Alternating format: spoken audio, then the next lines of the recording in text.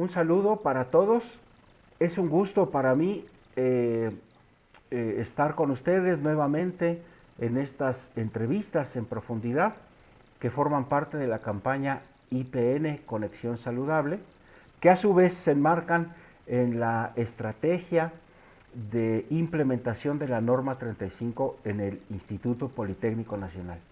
En esta ocasión estamos de manteles largos porque vamos a entrevistar a un especialista, un psicoterapeuta especializado en una dinámica, en una metodología que se llama Problem Solving Estratégico.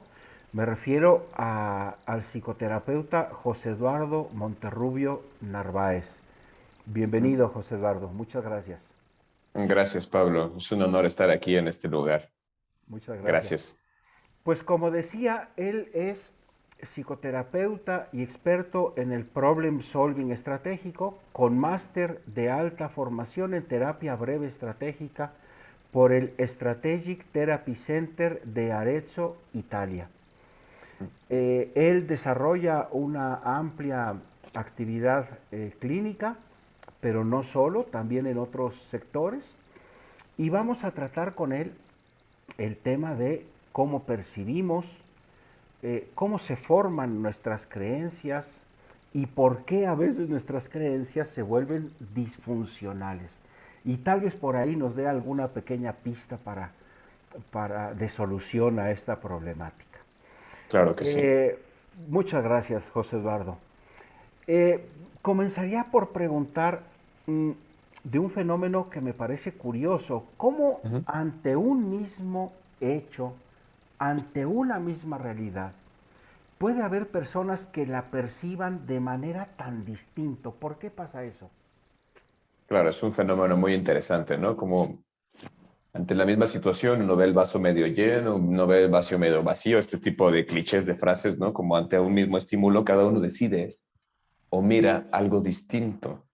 Y bueno, esto lo explica muy bien el filósofo y teórico y terapeuta Paul Václavic, un austríaco muy interesante que vale la pena ir a echar una ojeada a sus libros.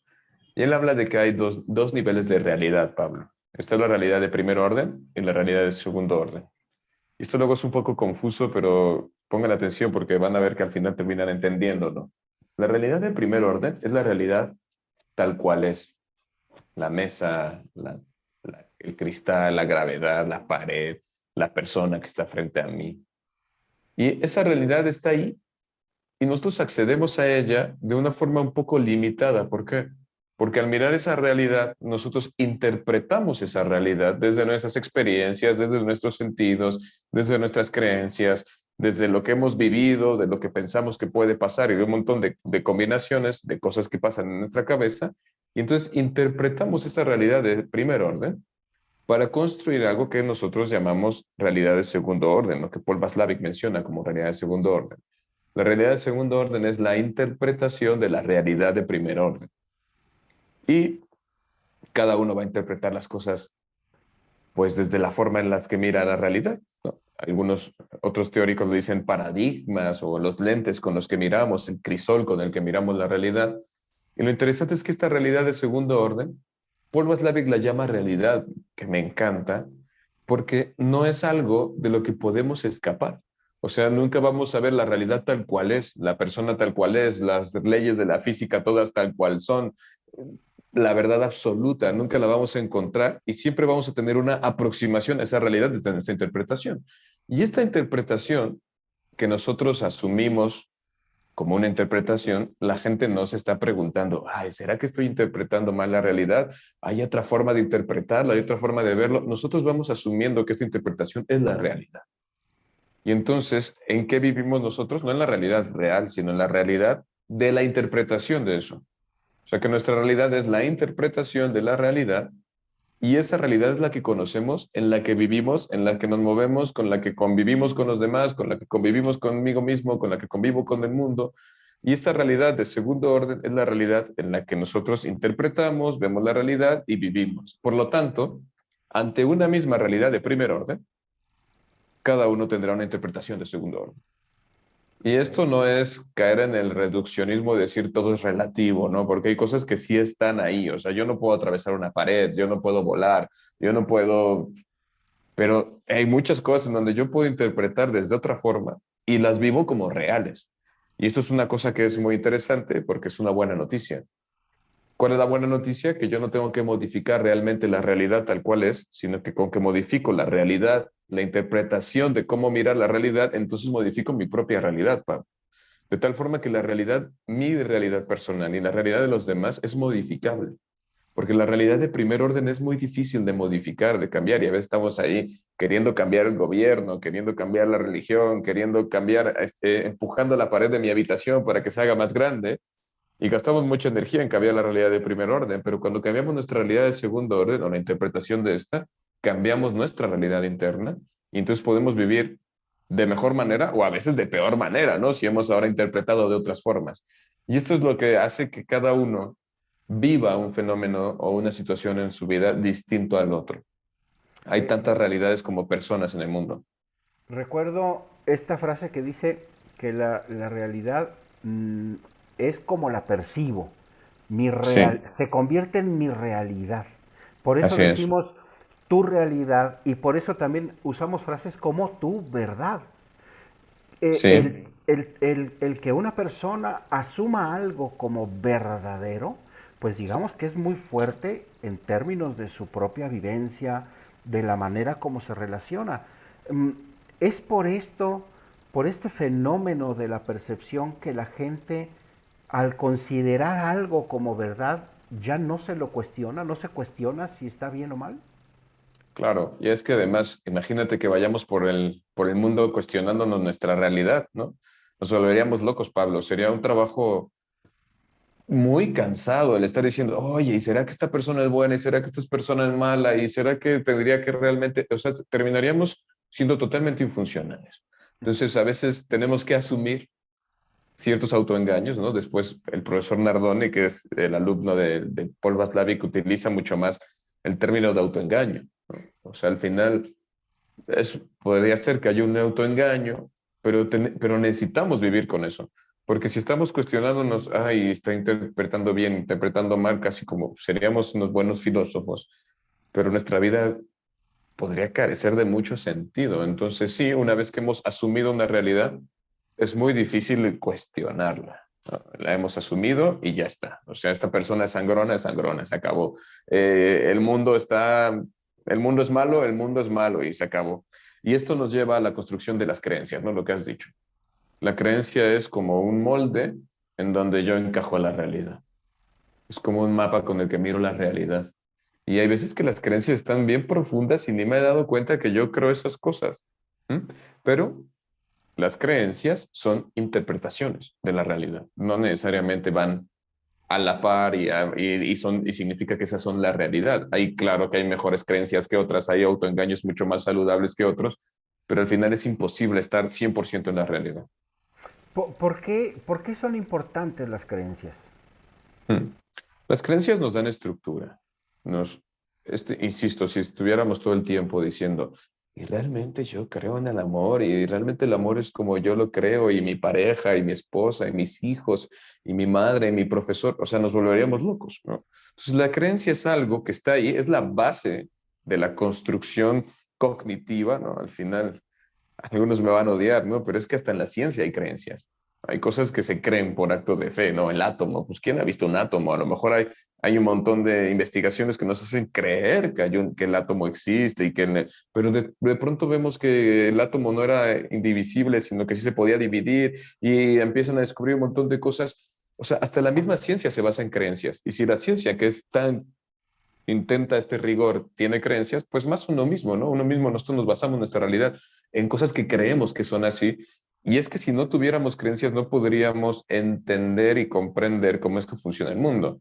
Y ahora, hay muchos niveles de creencias, Pablo. Está el nivel de la creencia, pues una creencia más, vamos a pensarlo así, ¿no? La creencia religiosa, que es muy amplia, ¿no? Hay muchas religiones, muchas explicaciones. Entonces eso ya es como un cúmulo de creencias que algunas personas comparten entre sí, porque hay creencias compartidas.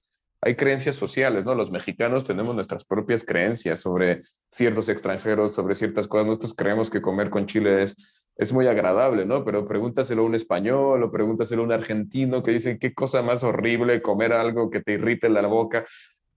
Es algo, una creencia que compartimos como mexicanos y que al final la hacemos real, ¿no? O sea, hay mucha gente, mi hijo tiene menos de 3 años y ya le echa salsa Valentina a la pizza. Se ha comprado esa creencia. Y hay creencias sociales que abarcan un montón, un cúmulo de personas. Y hay creencias que son buenas y creencias que son malas, ¿no? Por ejemplo, este malinchismo muy mexicano, ¿no? De que lo mexicano no es tan bueno como lo americano, como lo europeo.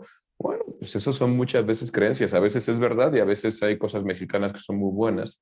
Y hay creencias también luego familiares. Los Sánchez somos así, los Monterrubios somos así, los Fernández eh, somos muy enojones y entonces es como una creencia que si eres parte de esta familia o hay veces que me ha tocado pacientes que dicen es que mi familia tiene mala suerte.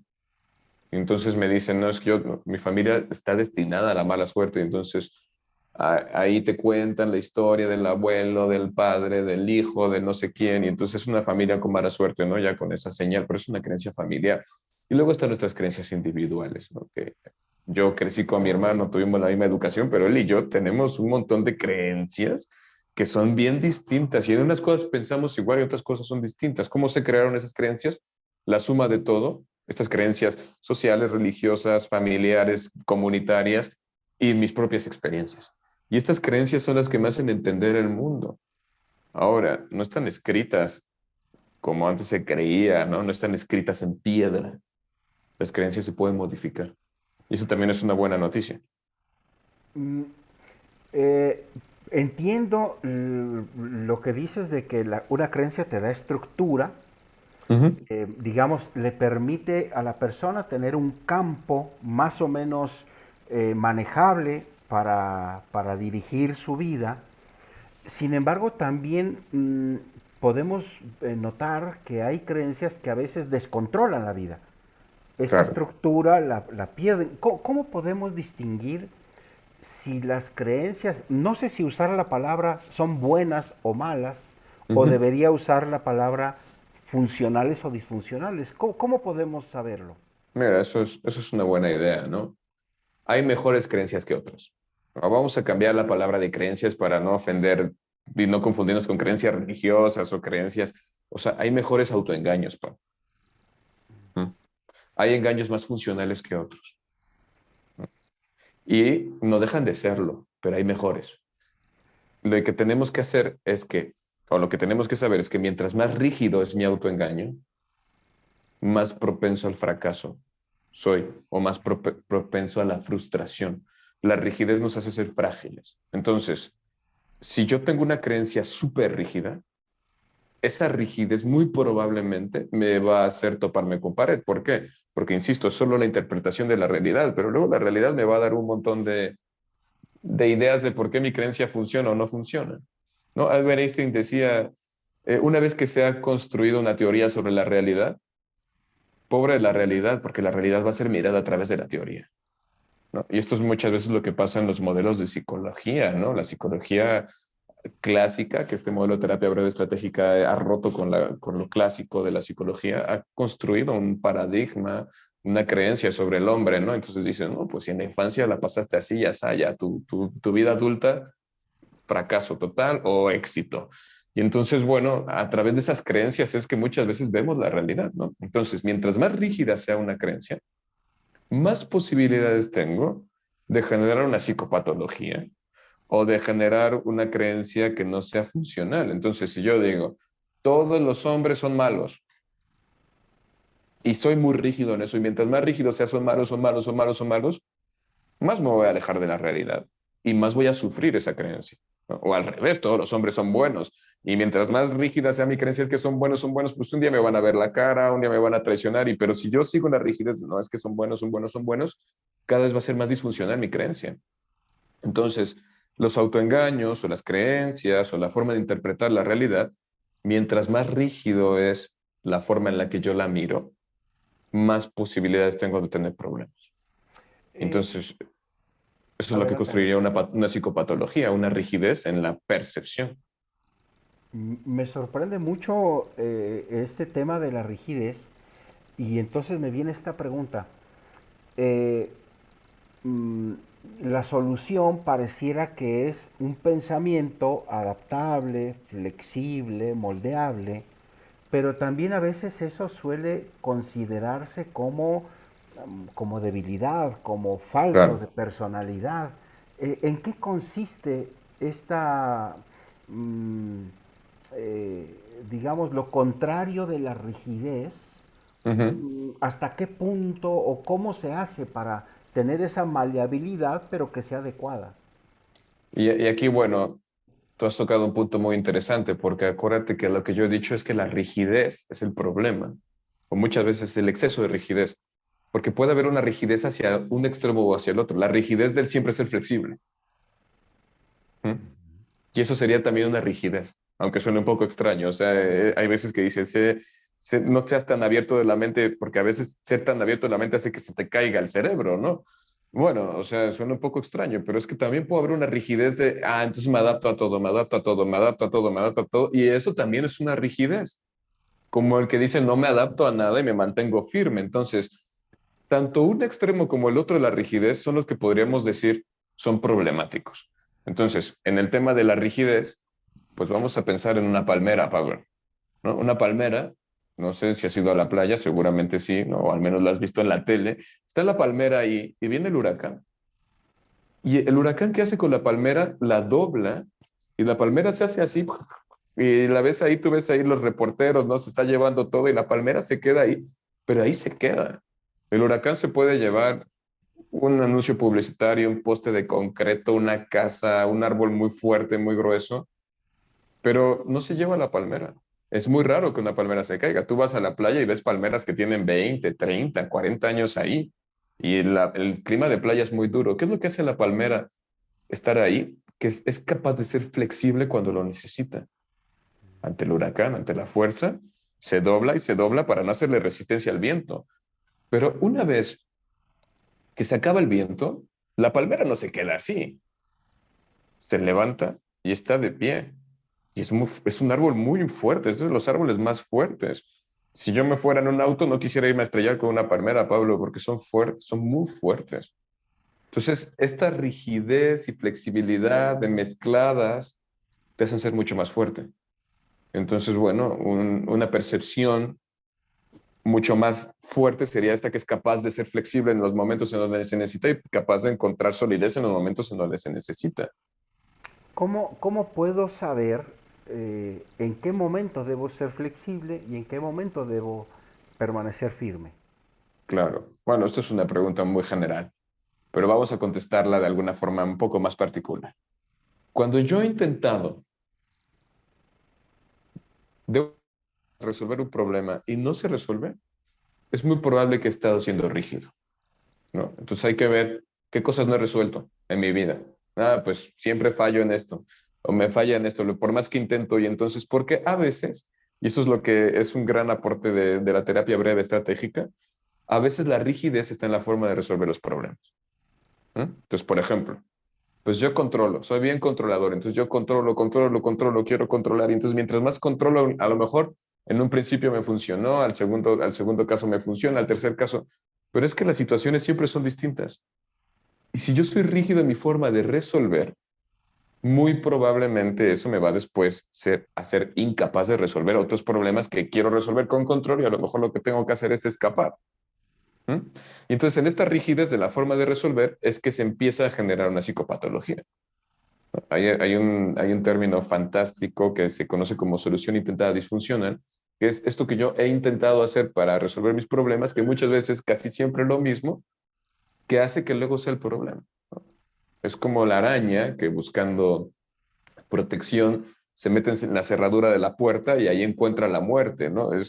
O sea, estar buscando y entonces muchas veces al intentar resolver mi problema he sido tan rígido que termino haciendo que mi forma de resolver el problema se convierta en el problema. Y eso es lo que hace la terapia breve estratégica, ¿no? Analiza más o menos tus creencias, no a profundidad todas, pero las que están en el problema, y analiza también la rigidez, y la rigidez la encontramos en cómo has intentado resolver el problema, Y si hemos encontrado una rigidez, lo que intentamos es encontrar otras formas de resolver las situaciones que ya no son las mismas que en algún momento te funcionaron.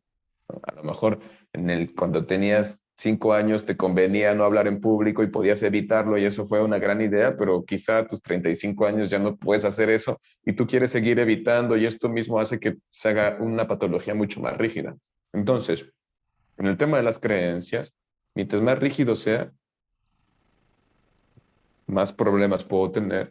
Y es que a veces esta forma de resolver mis problemas son una creencia. O sea, yo creo que entonces tengo que ejercer más fuerza en el otro. Entonces ejerzo más fuerza y entonces esa fuerza después se convierte en violencia y entonces genero más violencia y luego no resuelvo.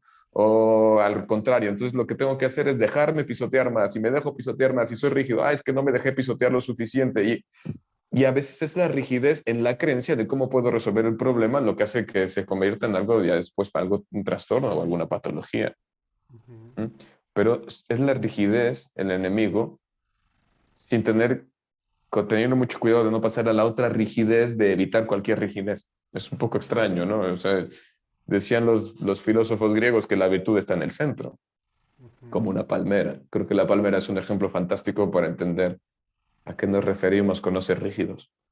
Es decir que, digamos, el criterio es si mi vida está siendo funcional o si me está dando problemas. Si, Claro, si esta conducta no me está dando problema, pues no tendría por qué modificarla, ¿no? claro. Es la presencia de del problema. Es la presencia del problema que muchas veces viene de una rigidez. Ok. ¿No? Pero, o sea, por ejemplo, ahora está de moda ir al psicólogo, ¿no? Y yo lo agradezco porque a muchos psicólogos nos conviene, pero hay casos que no son de psicólogo. O sea, si yo puedo resolver y tengo mi vida bien, o sea, digo, como para qué me voy a ir a checar con un especialista? Ujú. Pero cuando ya intenté A, B, C, B, F, G, H, I, J, K y no resuelvo, entonces es bueno ir con un especialista, porque muy probablemente yo no soy capaz de ver mi propia rigidez, ¿no? Que eso es también pues esta ceguera de taller, ¿no? O sea, es dificilísimo yo darme cuenta en qué estoy siendo rígido o en qué estoy fallando o qué estoy repitiendo. Y entonces por eso es bueno ir con un especialista, pero en términos de terapia breve estratégica, la salud de la enfermedad la determina qué tan funcional es mi vida y qué tan funcional y útil es mi autoengaño. Y saliendo de terapia no es que sales con la verdad absoluta, sales con un autoengaño mejorado, Pablo. Un autoengaño más adaptable, un autoengaño que te permite avanzar, pero es imposible escaparnos de eso. Me gustaría que pudieras profundizar un poquito más en el término de autoengaño, porque me parece que puede ser muy violento, muy fuerte para la gente decir que mi creencia es un autoengaño. Entiendo Claro. que está relacionado con lo que se habló al inicio de estar en contacto con la realidad de primer orden y luego tener mi percepción, que es la realidad de segundo orden. Pero eh, si pudieras profundizar un poquito en este término del autoengaño, un poco como para no quedarnos con el prejuicio de la palabra, ¿no? Que nos puede sonar Sí, un poquito fuerte. bueno, vamos a poder usar autoengaño como una interpretación de la realidad, ¿no? O sea, pero al final, ¿por qué es autoengaño? Porque termino yo creyéndolo sin ser real y lo vivo yo como algo real. Pero yo voy a insistir, podría parecer terrible, pero más bien es una buena noticia, porque al ponerme a mí como que esto es un autoengaño, eso significa que como es auto, yo mismo puedo modificarlo también. ¿No? No es un engaño programado de afuera. También hay, ¿no? Hay un montón de cosas, pero el autoengaño justo me regresa una responsabilidad, Pablo. O sea, me hace decir, a ver, si es un autoengaño, entonces, ¿cómo puedo yo autoengañarme de otra forma mucho mejor? Y entonces algo que depende mucho más de mí es darle la responsabilidad al otro, es decirle, oye, tú eres capaz de interpretar y de mirar de otra manera. ¿Mm? Y hay, insisto que hay autoengaños positivos y otros no tan buenos. Yo me acuerdo siempre, uso el ejemplo de un primo que tiene un autoengaño fantástico, Pablo, porque él piensa que tiene buena suerte y empieza a vivir así, ¿no? Y esto nos lleva a un término que creo que es importante hablar, que se conoce como atención selectiva. Las creencias, la percepción, el autoengaño, le mandan una información a mi cerebro y a mis sentidos. Básicamente sería el que busca encuentra, ¿no? Entonces, en mi cabeza va a estar poniendo atención, como si tuviera unas antenas, ¿no? Un radar, y va a estar buscando eso que estoy queriendo encontrar. Ya sé que lo estoy queriendo encontrar porque me da gusto o porque no quiero encontrarlo para no encontrarme. ¿Mm? Entonces, esto se conoce como atención selectiva, que es una capacidad que tenemos los seres humanos de cortar la realidad, que es muy compleja, ¿no? Ahora yo te estoy viendo a ti, pero también estoy escuchando algo por fuera, pero también estoy en una habitación, pero mi atención está en la entrevista, no está en todo lo demás. Después de esto cuelgo y voy a pensar en mis hijos, en qué comer, en mi próximo paciente, pero ahorita mi atención está en escucharte y eso es atención selectiva. Yo he decidido y mi cabeza ha decidido que lo más importante es escucharte a ti. Y la atención selectiva es una forma de cortar la realidad y darme a mí lo que yo estoy buscando. Entonces, por ejemplo, yo conozco personas que le tienen miedo a los bichos. Entonces los buscan para no encontrárselos, ¿no? Ven abajo de la mesa, ven en la esquina de la pared. Dicen, ah, bueno, ahí no hay, pero voltean a la otra esquina y encuentran un bicho. Entonces, a veces parece que estas personas tienen más mala suerte. Pero es que la atención selectiva les hace buscar eso que no quieren encontrar para no encontrárselo, pero lo encuentran. ¿Mm? En cambio, cuando te dan igual los bichos, pues no estás viendo abajo de la mesa o en la esquina de la pared a ver si no hay una cucaracha, una araña, un alacrán. No lo estás buscando y entonces te los encuentras menos. ¿Mm? O sea, la atención selectiva la tenemos todos. O sea, no es lo mismo que un mecánico vea un auto a que lo vea yo como psicólogo. Un mecánico va a poner atención en cosas que yo ni sé cómo, ni cómo se llaman, ni cómo funcionan, y va a estar viendo ahí, va a diseccionar el auto y va a decir, este es un buen auto y este es otro. Y a lo mejor yo voy a ver el auto más bonito o el más rápido, el más barato. ¿Mm? Y hablando de autos, cuando tú te compras un modelo de auto y luego sales a la calle y descubres que hay un montón de autos igualitos al tuyo y tú creías que eras muy original, esa es la atención selectiva. Cuando las chicas se acaban de hacer un corte y salen de la estética creyendo que están imponiendo moda y resulta que es el corte de moda y todo el mundo lo tiene, ¿no? Y no te das cuenta hasta que lo haces. Bueno, esto se conoce como atención selectiva, que es una forma en que tenemos una capacidad de cortar la realidad. Y cuando yo tengo un autoengaño o una creencia, esto me lleva a mirar a través de ese crisol, de esos lentes, y a cortar la realidad. Entonces, regresando al tema de mi primo que tiene buena suerte, es que está buscando oportunidades y las encuentra. ¿Por qué? Porque están ahí. Pero al contrario de quien dice, yo tengo mala suerte, que está buscando, ah, mira, aquí se me cerró esta puerta, se me cerró la otra, me encontré con este fracaso. ¿Mm? Y bueno, mi primo gana un montón de concursos, le va súper bien, viaja por otros países y se encuentra con gente súper interesante que dices, es que no puede ser que todo le pase a la misma persona, pero es que es su forma de mirar la realidad, entonces está buscando las oportunidades. Me acuerdo que le mandaron un correo, esto es como lo más grande que creo que puedo poner de ejemplo de Cinépolis, y yo nunca hubiera abierto un correo de Cinépolis, Pablo, hubiera dicho, no, pues publicidad engañosa, ¿no? Una cosa así, él lo abre y es un concurso para ganarse un auto, y yo, si hubiera abierto el correo, hubiera dicho, ay, yo no voy a ganar el auto, esas cosas están amañadas, o era hacer un video sobre por qué te gusta ir al cine. Y dije, "Ay, va a haber alguien mejor que yo, eh, ¿para qué pierdo mi tiempo?". Bueno, mi primo dijo, puedo ganármelo, investigó Cinépolis, investigó su misión, visión, su filosofía, más o menos, y casi que hizo un corto de cine. Justo acababa de aprender a utilizar su cámara y entonces compró una cámara, había comprado una cámara, rentó una sala de cine, se disfrazó de un montón de cosas y bueno, fue el mejor video. Se ganó un Audi y un viaje a Los Ángeles antes de la pandemia. Y dices, bueno, ¿por qué le pasó? Porque también su autoengaño le hacía hacer cosas, ¿no? No es magia, ¿no? Es esto que ahora está de moda de decrétalo y el universo conspira y lo mueve, sino que él utilizó su cámara profesional, rentó una sala de cine, se disfrazó, investigó la misión, visión, los valores, cómo se ve la... Entonces hizo todo adecuado a que quien veía los premios dijera, este es el mejor video. Y no pasó de la nada. Pero entonces estas creencias nos hacen hacer cosas y nos hacen mirar cosas y nos hacen reaccionar. Entonces no es cualquier cosa tener una creencia o tener un autoengaño. A veces son limitantes, a veces nos empujan, pero al final mi primo no tiene suerte. Él cree que la tiene, pero realmente hace cosas para tenerlo. No sé si me explico, Sí. pero para él es verdad. ¿Mm? Me llama mucho la atención y ahora lo pienso un poquito en término negativo porque ahora con la pandemia pues es normal que haya picos de psicosis o de Ujú. estar excesivamente atento a lo malo, a la enfermedad, a los fallecidos, etcétera. Por ejemplo, cualquier pequeño síntoma, pues lo puedo exagerar e interpretar ya como un contagio. Eh, ¿De qué manera ahora respecto de la pandemia que vivimos podemos mejorar nuestra atención justo como Claro. para lo que te pasaba con el primo? Es decir, para que no nos pase eso por una sobreatención, una sobreobservación. Me acuerdo de un paciente que tenía mucho miedo al virus, ¿no? Y está bien, el miedo nos cuida.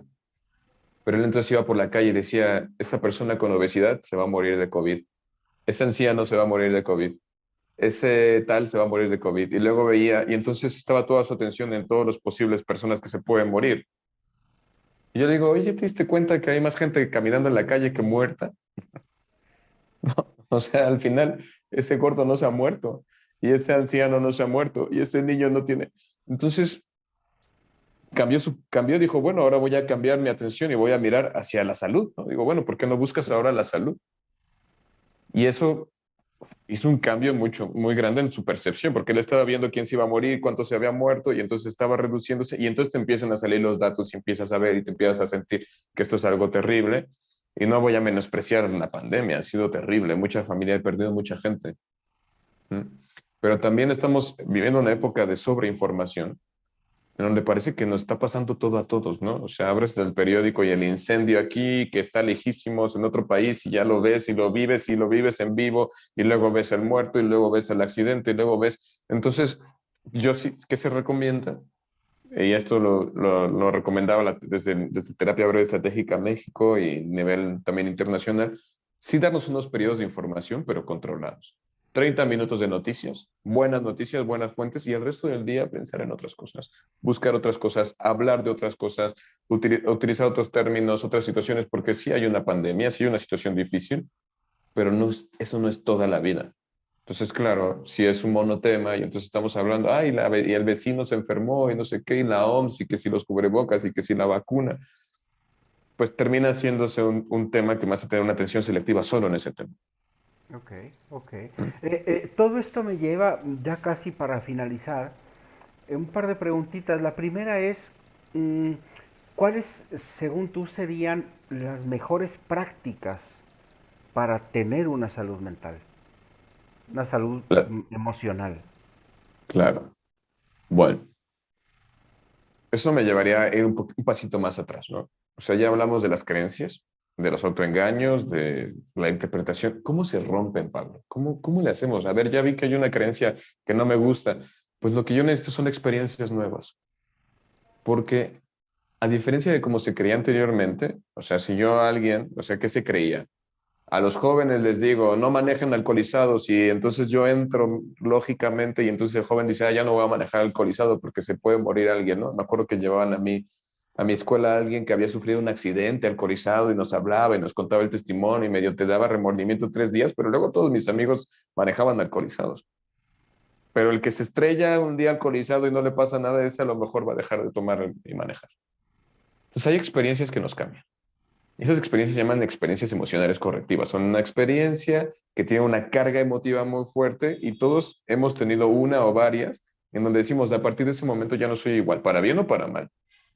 De a partir de ese momento tengo más seguridad, o de a partir de ese momento ya no confío en la gente, ¿no? Entonces, las experiencias son el factor mucho más poderoso para cambiar mis creencias. Entonces, en la pregunta que me decías, ¿cómo le hago cuál es el camino más seguro para tener una salud mental, o la metodología? Pues una que se base mucho más en construir experiencias. Entonces, cliché, ¿no? Si yo quiero resultados distintos, tengo que hacer cosas diferentes. En el hacer es donde puedo cambiar mi forma de percibir. Entonces, si yo cambio mi forma de hacer las cosas, rompo la rigidez, tengo nuevas experiencias, estas nuevas experiencias me van a romper mis creencias. Entonces, ¿qué tendría que hacer? Buscar otras experiencias mucho más saludables que me ayuden a romper con este patrón que no he podido romper. Ahora, Insisto, hay que ponerlo muy claro.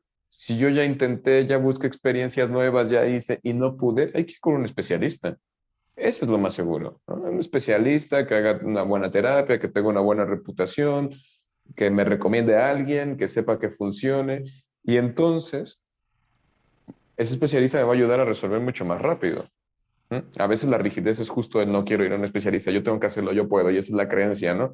Entonces, ¿cuál es la metodología? Pues hay un montón de metodologías, pero lo que ahora se ha descubierto es que la experiencia es lo que hace, genera los cambios mucho más rápidos. Digamos, puedo de aquello que me da un problema atreverme a hacerlo diferente. Claro, resolverlo diferente, Ok. pero Eh, siempre y cuando no sea muy paralizante.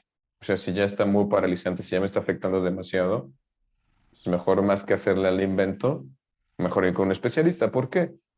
Porque al final es muy difícil salir de la caja, ¿no? O sea, yo insisto, a veces pensamos que estamos siendo creativos y entonces si mi tema es controlar, digo, entonces me faltó controlar esto. Y yo creo que estoy teniendo una experiencia nueva, pero en realidad estoy haciendo más de lo mismo. ¿No? Y es un tercero el que me puede decir, oye, ¿sabes qué? Es que estás controlando y ahora controlas más y entonces no te va a funcionar y aunque controles más, tarde o temprano vas a terminar perdiendo el control. ¿No? Entonces, yo sí diría, vamos a tener una vida donde intentemos tener experiencias nuevas y eso nos va a ayudar a hacer que mis autoengaños sean mucho más completos, mucho más saludables. Y por otro lado, si yo ya estoy con una parálisis o ya estoy detenido, ya estoy sufriendo mucho, acudir a un especialista, que eso ya también es una experiencia nueva. eh, Penúltima pregunta. Ujú. En todo este tiempo de pandemia, ¿cuáles han sido, en tu experiencia clínica, no sé cómo decir, los síntomas o los sesgos más recurrentes que te han tocado? Mira, justo es una buena pregunta. Hace poco menos de 15 días tuvimos una actualización con el doctor Nardón en Italia y en Italia están 2 meses adelantados a nosotros o 3. Y entonces ellos tienen unas ideas muy, pues, del futuro, ¿no? De lo que va a pasar. Allá, lo que ya está pasando allá, luego pasa acá, y así ha sido muy interesante esa conexión con los terapeutas italianos. Y fíjate, un dato muy interesante es que la depresión disminuyó en la pandemia. Todos pensaban que iba a aumentar, ¿no? De la depresión, las farmacéuticas vendieron menos antidepresivos, pero ¿qué aumentó? La ansiedad, la angustia, los trastornos que tienen que ver con miedo. ¿No? A que me pase algo, a que me infecte, a que quiebre mi negocio, a que se muera mi madre, mi padre, mi hijo, mi abuela. Entonces, el tema de la angustia y la ansiedad es algo que se disparó bastante. Los trastornos alimenticios, una cosa rara, pero los trastornos alimenticios, principalmente en jóvenes, aumentó 20 veces en Italia, ¿no? 20 veces no es cualquier cosa, o sea, ni siquiera podemos ya ponerle un porcentaje a eso, 20 veces es muchísimo.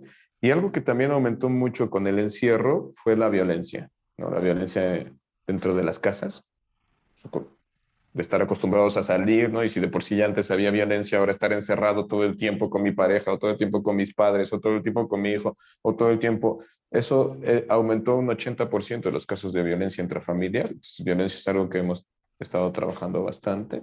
Entonces, trastorno de alimentación, violencia, cuestiones de ansiedad.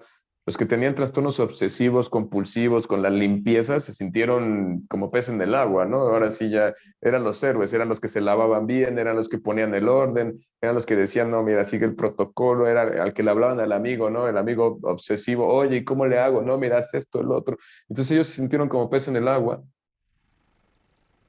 pero ahora que las cosas están intentando regresar a la normalidad y ya tienes que a veces ir regresar a la oficina o tienes que volver a tomar el metro, el camión, tienes que regresar al trabajo, estas personas que tenían un trastorno obsesivo compulsivo con el tema de la limpieza, los gérmenes y todo eso que fueron muy funcionales en la pandemia cuando estaba todo muy encerrado, ahora están teniendo otra vez problemas a readaptarse a esta normalidad donde ahora sí tienen que volver a salir. Entonces, esos son los casos que más estamos viendo y también, por supuesto, que estamos trabajando muchas pérdidas. Y no solo pérdidas de personas, ¿no? Hay gente que se murió de COVID, pero también hay muchas pérdidas. Quien quebró su negocio, renunció a su trabajo, los jóvenes, ¿no? Que dejaron de ir a la escuela. O sea, imagínate, me decía un chico de prepa, es que mi adolescencia se fue al caño, ¿no?